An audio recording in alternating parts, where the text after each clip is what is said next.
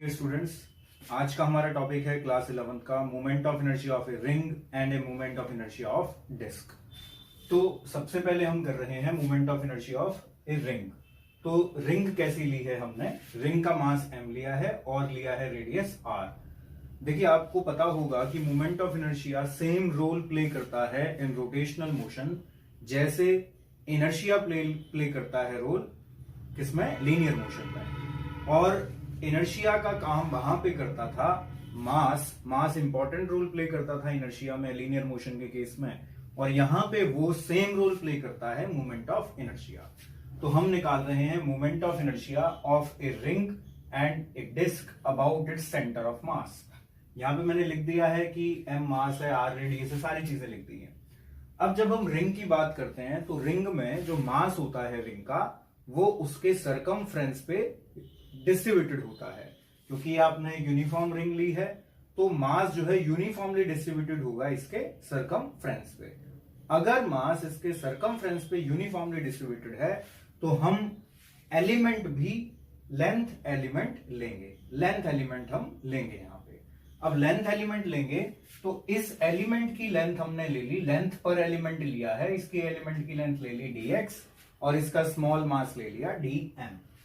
अब क्योंकि पूरी रिंग का सरकमफ्रेंस 2 पाई r होगा और सरकमफ्रेंस पर ही मास डिस्ट्रीब्यूटेड है, तो 2 पाई r लेंथ का मास कितना है? m। तो एक यूनिट का मास कितना होगा? m अपॉन 2 पाई r।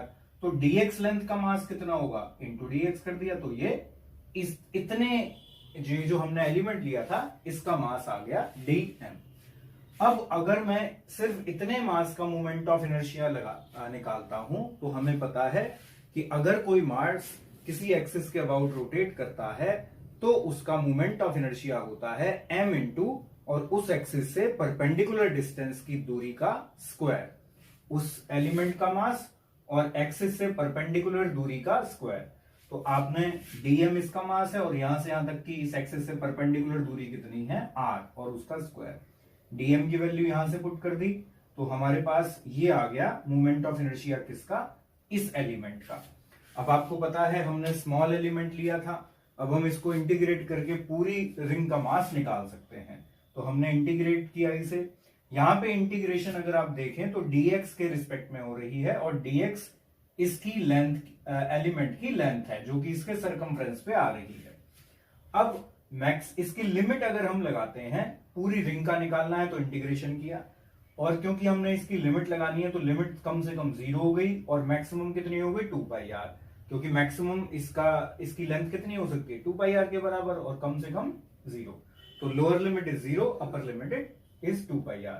फिर आपने इसे इंटीग्रेट किया, जो कांस्टेंट टर्म होती हैं वो बाहर आ जाती है इंटीग्रेशन में, dx अंदर बचा, dx का इंटीग्रेशन करेंगे तो x आएगा।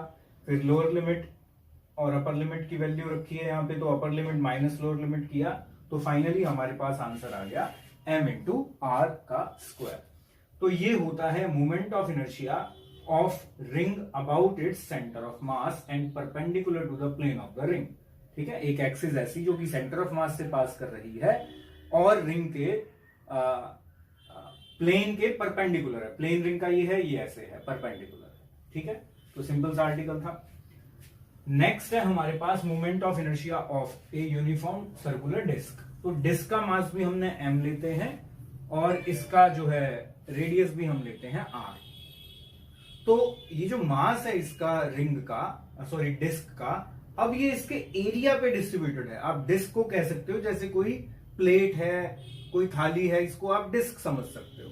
तो हमारे पास वहां पे जो मास होता है वो यूनिफॉर्मली उसके एरिया पे डिस्ट्रीब्यूटेड होता है, और एरिया के लिए हम एक स्ट्रिप ले लेते हैं, सर्कुलर स्ट्रिप। अब हम यहां पे हमने एलिमेंट लिया था लेंथ, लेकिन यहां पे हमें एरियल एलिमेंट लेना पड़ेगा।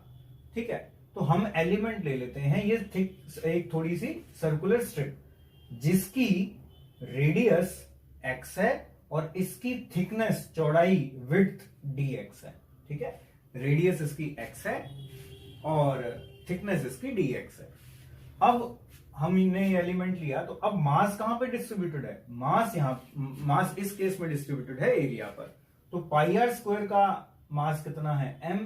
तो 1 यूनिट का कितना होगा m/πr²। तो ये जो स्ट्रिप ली थी हमने, अगर मैं इसका एरिया निकालूं तो एरिया क्या होता है, लेंथ इनटू ब्रेड्थ। तो इसकी लेंथ क्या होगी 2πx।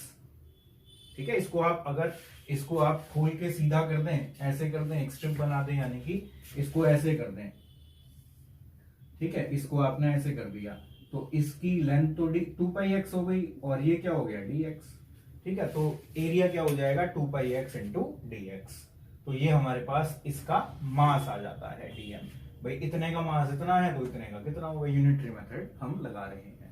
अब अगर मैं इस स्ट्रिप का मोमेंट ऑफ इनर्शिया निकालूं तो फॉर्मूला होता है dm इंटू में एक्सिस से परपेंडिकुलर दूरी का स्क्वायर। तो dm into x square, dm की वैल्यू पुट कर दी और ये आ गया हमारे पास moment of inertia of this element. तो ये आ जाता है di बराबर ये। अब अगर मुझे पूरे का मोमेंट ऑफ इनर्शिया निकालना है तो मैं क्या करूंगा, इंटीग्रेट करूंगा। तो इसको जब मैं इंटीग्रेट करता हूं 0 to r, तो मेरे पास ये वाली जो टर्म है, यहां पे कांस्टेंट टर्म बाहर आ जाएंगी और अंदर बचेगी x³ dx वैल्यू। अब यहां पे अगर आप इंटीग्रेशन देखें किसके रिस्पेक्ट में हो रही है, dx के रिस्पेक्ट में। और dx देखो कैसे वेरी हो रहा है, कम से कम 0 हो सकता है, ज्यादा से ज्यादा क्या हो सकता है r हो सकता है। dx ऐसे चल रहा है ना, तो r हो सकता है। r 0 to r वैल्यू रख दी, इंटीग्रेट किया, x³ का इंटीग्रेशन होगा x⁴/4। सॉल्व करोगे आपके पास आंसर आता है mr²/2। तो ये हमने 2 आर्टिकल पढ़े जिसमें हमने मोमेंट ऑफ इनर्शिया देखा कि रिंग का क्या आता है और डिस्क का क्या आता है एक्सिस के अबाउट, और वो एक्सिस कहां से पास करती है, सेंटर ऑफ मास से। ठीक है, तो इस बात को ध्यान रखें। तो ये आप देख सकते हैं और इंपॉर्टेंट आर्टिकल हैं दोनों ही। Thank you.